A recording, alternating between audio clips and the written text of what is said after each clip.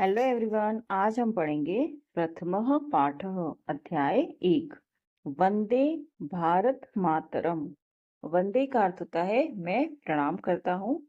भारत मातरम भारत माता को, मैं भारत माता को प्रणाम करता हूँ। अब यहाँ एक चित्र दिया है जिसमें दो बच्चे अपनी माँ से बात कर रहे हैं। जिसमें यह बच्चा अपनी माँ को कहता है, अम्ब हे माँ, वयम विभिन्नेषु कार्यक्रमेषु, हम अनेक कार्यक्रमों में, आकाशवाणी पर, शालायाम च, और विद्यालय में, वंदे मातरम इति यह गीतम गीत बहुत्र अनेक स्थानों में शृणुमः सुनते हैं।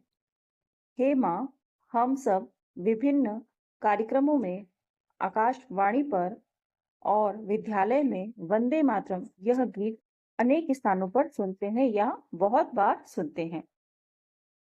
किंतु लेकिन अस्य इसका अर्थ न जानीमः नहीं जानते हैं। लेकिन इसका अर्थ नहीं जानते हैं।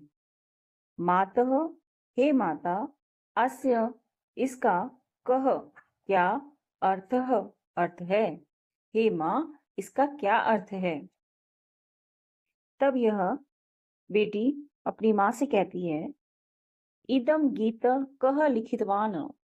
इदम यह गीतम गीत, कह किसने, लिखितवान लिखा है, इत्यपि यह भी, मम मेरी, जिज्ञासा जानने की इच्छा, अस्ति है। यह गीत किसने लिखा है, यह भी मेरी जानने की इच्छा है। तब ये माँ अपने बच्चों से कहती है, वत्सौ हे बच्चों, महान देशभक्त बंकिम चंद्र चट्टोपाध्याय, बंकिम चंद्र चट्टोपाध्याय 1882 तमे वर्षे, 1882 वर्ष में, आनंद मठ इति यह नामक उपन्यास लिखितवान लिखा था।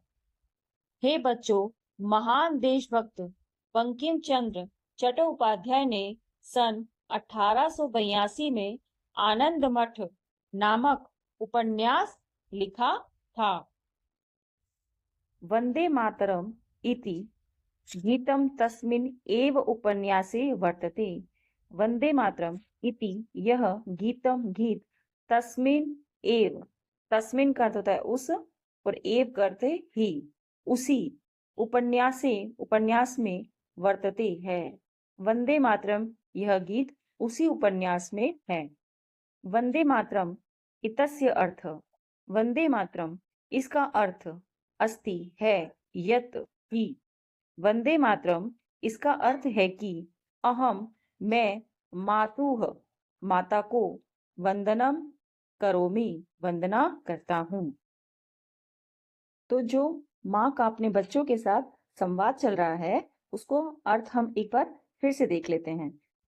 तो बेटा अपनी माँ से कहता है, हे माँ, हम सब अनेक कार्यक्रमों में, आकाशवाणी पर और विद्यालय में वंदे मातरम यह गीत बहुत सुनते हैं, लेकिन इसका अर्थ नहीं जानते हैं। माँ, इसका क्या अर्थ है। तब बेटी कहती है, यह गीत किसने लिखा है, यह भी मेरी जिज्ञासा है, या यह भी मेरी जानने की इच्छा है। तब माँ कहती है, हे बच्चों, महान देशभक्त बंकिम चंद्र चट्टोपाध्याय ने सन 1882 में आनंद मठ नामक उपन्यास लिखा था। वंदे मातरम यह गीत उसी उपन्यास में है। वंदे मातरम इसका अर्थ है कि मैं भारत माता को प्रणाम करता हूँ। अब आगे चलते हैं। फिर यह बेटी अपनी माँ से कहती है, मात हे माता, इदम गीतम कस्याम भाषायाम अस्ति। इदम यह गीतम गीत, कस्याम कौन सी, भाषायाम भाषा में, अस्ति है माता यह गीत कौन सी भाषा में है। तब माँ कहती है, पुत्री हे बेटी, एतत गीतम यह गीत संस्कृतम बांग्ला च इति भाषा द्वे वर्तते। यह गीत संस्कृत और बांग्ला दोनों भाषाओं में है। तब यह बेटा कहता है, मात हे माँ, अस्मिन् गीते, इस गीत में वर्णित विषय कह अस्ति, क्या है। हे माँ, इस गीत में वर्णित विषय क्या है, या इस गीत में किसका वर्णन है। तब माँ कहती है, पुत्र, हे पुत्र, अस्मिन् गीते, इस गीत में भारत माता के स्वरूप का रम्यम सुंदर वर्णन है। हे पुत्र, इस गीत में भारत माता के स्वरूप का सुंदर वर्णन है। तो एक बार हम फिर से इनके संवाद का अर्थ देख लेते हैं। बेटी कहती है, हे माँ, यह गीत कौन सी भाषा में है। तब माँ कहती है, हे बेटी, यह गीत संस्कृत और बांग्ला दोनों भाषाओं में है। तब बेटा कहता है, हे माँ, इस गीत में वर्णित विषय क्या है, या किसका वर्णन है। तब माँ कहती है, हे पुत्र, इस गीत में भारत माता के स्वरूप का सुंदर वर्णन है। अब हम आगे चलते हैं। फिर यह बेटा पूछता है, अम्ब, हे माँ, एतस्य इस गीत की किम, क्या वैशिष्ट्यम विशेषता है। हे माँ, इस गीत की क्या विशेषता है। तब माँ कहती है, बालों, बच्चों, स्वतंत्रता आंदोलन में सभी देशभक्त एतत् यह गीत मंत्र इव के समान गाते थे। बच्चों, स्वतंत्रता आंदोलन में या आजादी के आंदोलन में सभी देशभक्त यह गीत मंत्र के समान गाते थे। संप्रति मतलब अभी भी इदम यह गीत श्रुत्वा सुनकर, गीतवा च और गाकर, वयम हम सब, सर्वे सभी, भारतीय प्रेरित भवामः होते हैं। बच्चों, स्वतंत्रता आंदोलन में सभी देशभक्त यह गीत मंत्र के समान गाते थे। संप्रति आज भी इदम यह गीत सुनकर और गाकर हम सब भारतीय प्रेरित होते हैं। फिर ये बच्चे कहते हैं, मातः वंदे मातरम, हे माँ, वंदे मातरम इति, इस प्रकार का, गीत का अर्थ, इतिहासः च और इतिहास, कितना, महान महान है, खलु सचमुच या निश्चित रूप से। हे माँ, वंदे मातरम यह या इस प्रकार का गीत का अर्थ और इतिहास कितना महान है सचमुच। फिर यह बच्चे कहते हैं, अम्ब, हे माँ, आवाम, हम दोनों, अस्माकम हमारे, राष्ट्र ध्वज के विषय में अपि भी किंचित कुछ ज्ञातुम जानना इच्छावह चाहते हैं। हे माँ, हम दोनों हमारे राष्ट्र ध्वज के विषय में भी कुछ जानना चाहते हैं। तो माँ कहती है, साधु, ठीक है, अच्छा, अधुना अब वयम हम भारत माता के त्रिवर्ण ध्वजस्य च और तिरंगे झंडे के विषय में जानेंगे। ठीक है, अब हम सब भारत माता के और तिरंगे झंडे के विषय में जानेंगे।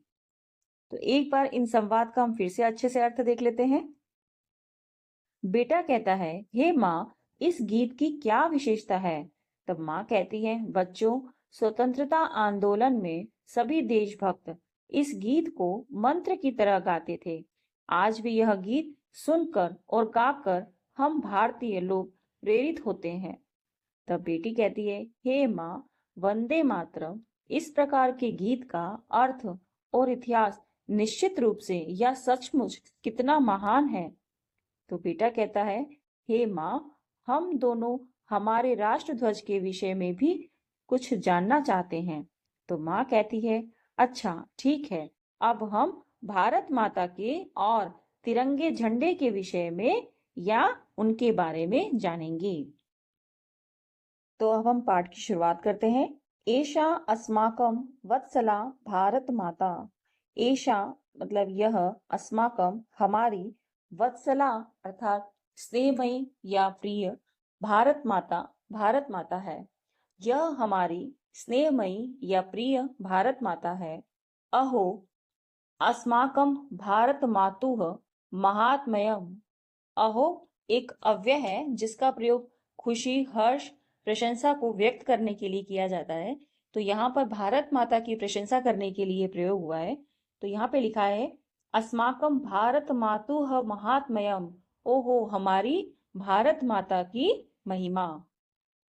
साक्षात् पर्वतराजः हिमालयः मुकुटरूपेण अस्याः मस्तके शोभते।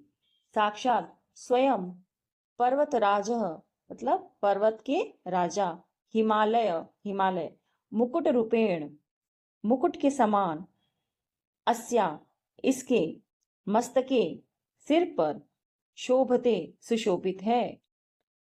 स्वयं पर्वतों के राजा हिमालय इसके सिर पर मुकुट के समान सुशोभित है। अस्या इसके चरणों को प्रक्षालयति धोता है। स्वयं रत्नाकर समुद्र। रत्नाकर का अर्थ भी समुद्र ही होता है। तो यहाँ पर इनका कहने का मतलब है, जो रत्नों से भरा हुआ है वो समुद्र स्वयं इनके पैरों को धोता है।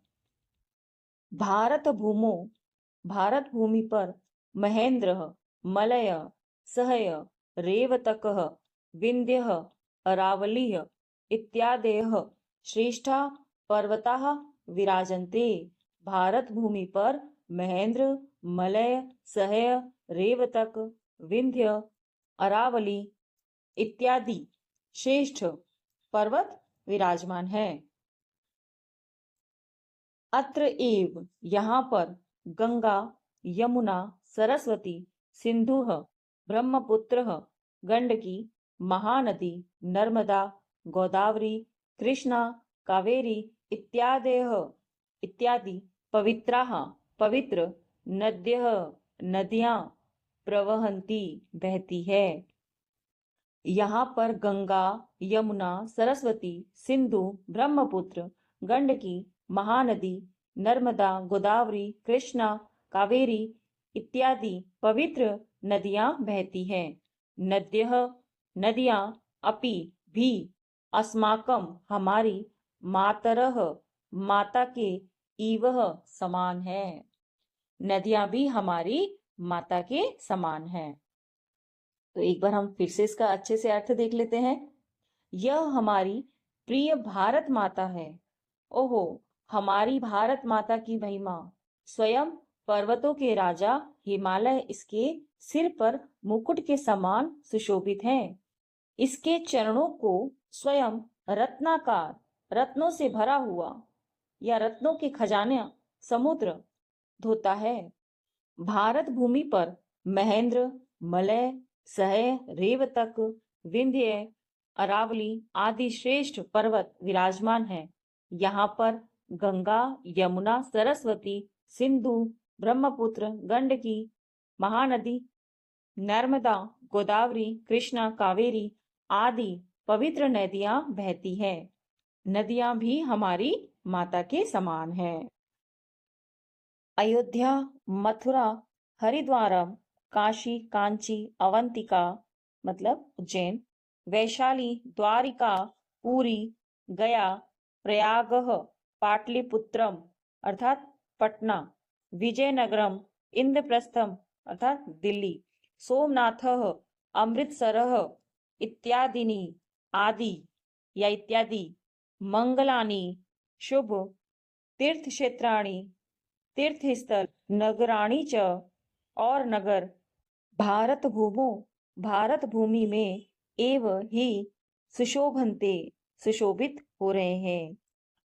अयोध्या, मथुरा, हरिद्वार, काशी, कांची, उज्जैन, वैशाली, द्वारिका, पुरी, गया, प्रयाग, पाटलिपुत्र, विजयनगर, इंद्रप्रस्थ, सोमनाथ, अमृतसर आदि शुभ तीर्थ स्थल और नगर भारत भूमि में ही सुशोभित हो रहे हैं।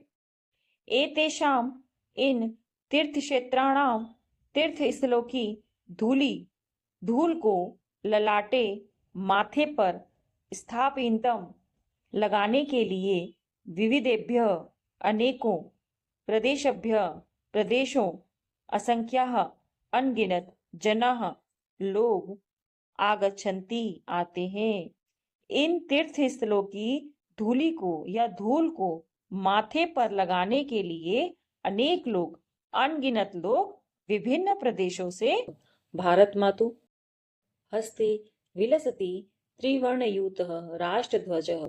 भारत मातु भारत माता की हस्ते हाथ में विलसति सुशोभित हो रहा है या सुशोभित है त्रिवर्णयुत 3 रंगों से युक्त अर्थात तिरंगा राष्ट्रध्वज। भारत माता के हाथ में राष्ट्रध्वज तिरंगा सुशोभित हो रहा है। अहो अस्य शोभा। इस राष्ट्रध्वज की तारीफ करते हुए कहते हैं अहो अस्य शोभा, इसकी शोभा अर्थात इसकी शोभा अद्भुत है या इसकी क्या शोभा है। अस्मिन् राष्ट्रध्वजे केशरः श्वेतः हरितः च वर्णा विराजन्ते।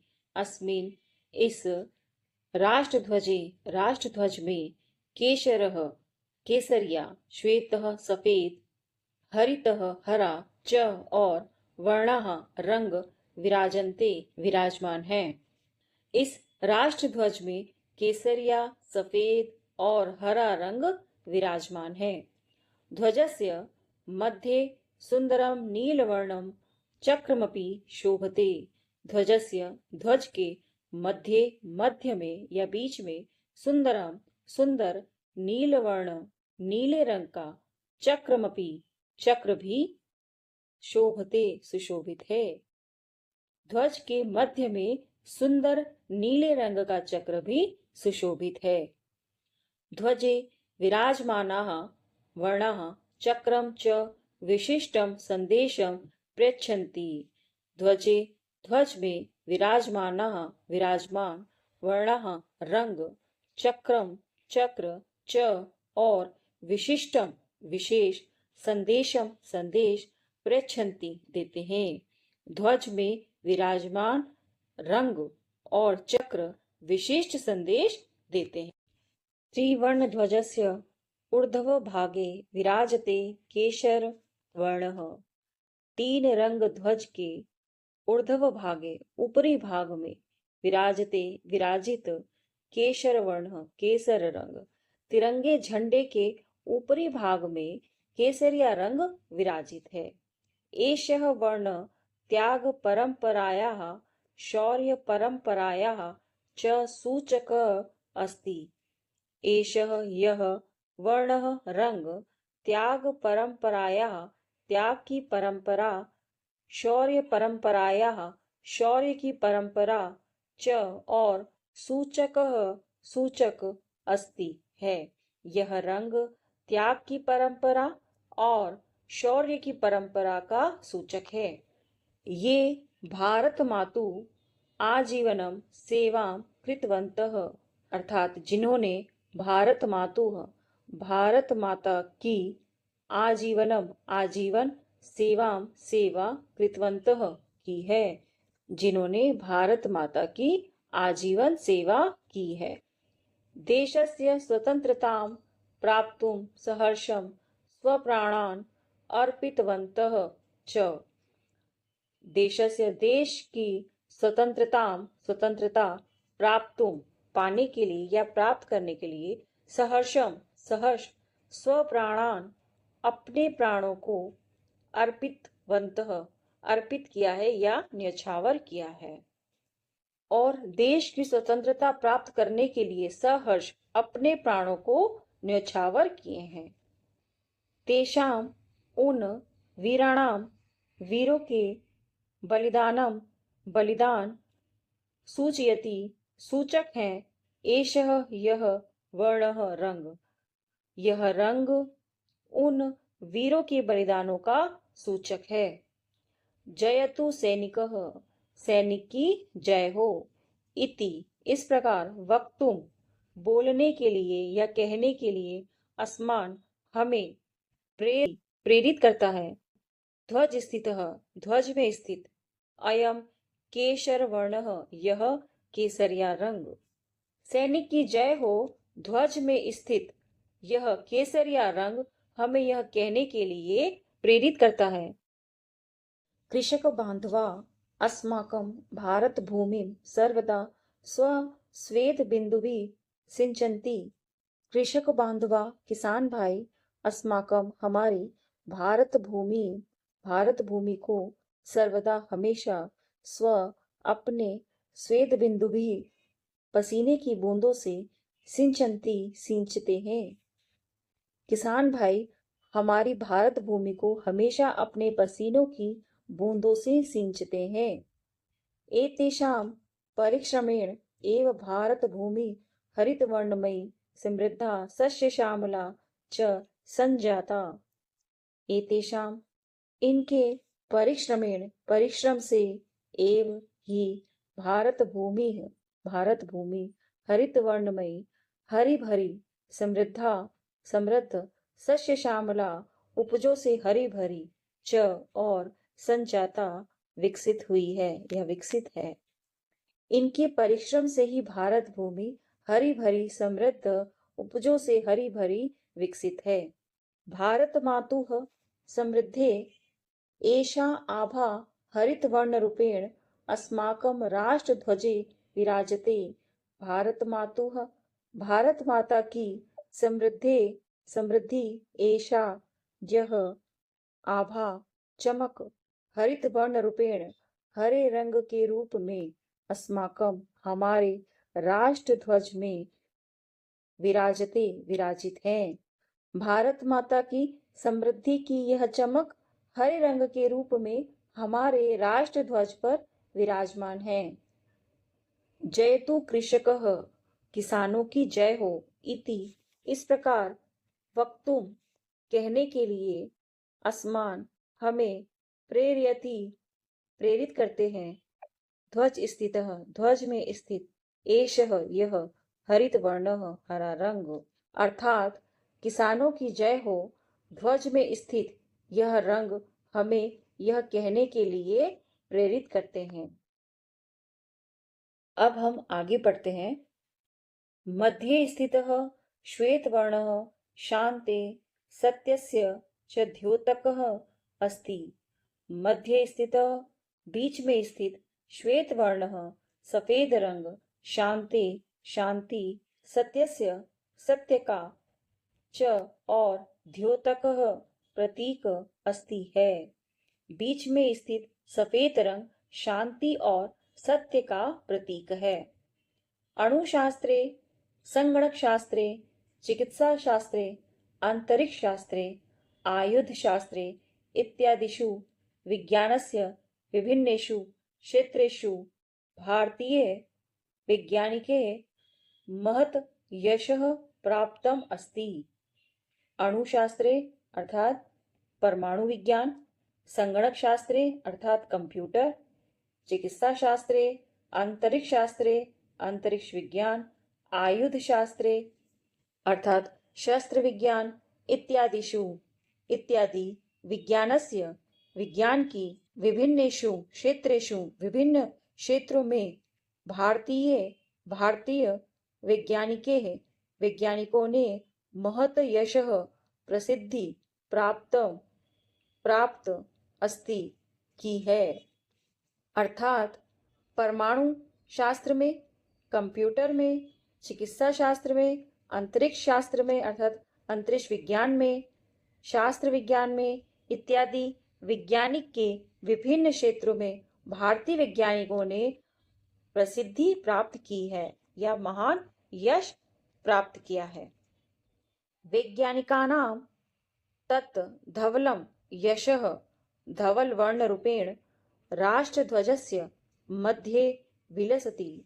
वैज्ञानिकों का तत् वह धवलम यशः उज्ज्वल यश धवल वर्ण रूपेण सफेद रंग के रूप में राष्ट्रध्वज के मध्य बीच में विलसती सुशोभित है।